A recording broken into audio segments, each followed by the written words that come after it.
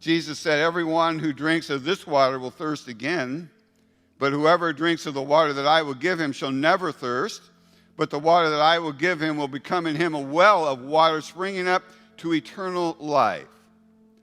So for David, his life of contentment starts with satisfying refreshment. It included, though, needful restoration. Needed restoration. He says, he restores my soul. So he's saying that this shepherd of his does some heavy lifting beneath the surface of his life. Last week, Ed talked about the power of shame in our lives. Again, you should watch it if you haven't seen it. And the destruction that it causes in our lives if left unattended or festers. And truly, I would agree, there are more lives who are enslaved by guilt and grudges than any other power in the face of planet Earth.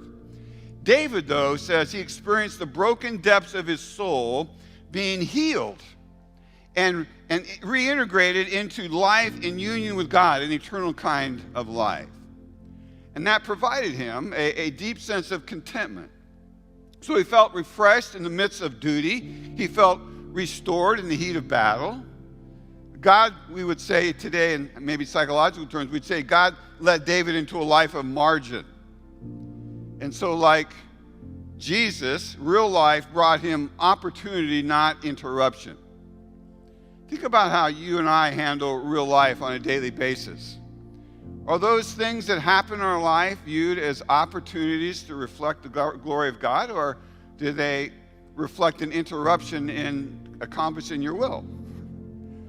It may be an indicator of whose treasure we're following or what shepherd we're following.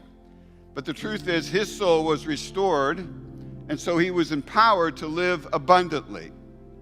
But you know, that kind of life doesn't come naturally. It seldom does. So David mentions a third factor here.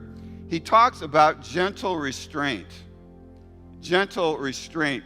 He says, he guides me as a shepherd would with his staff.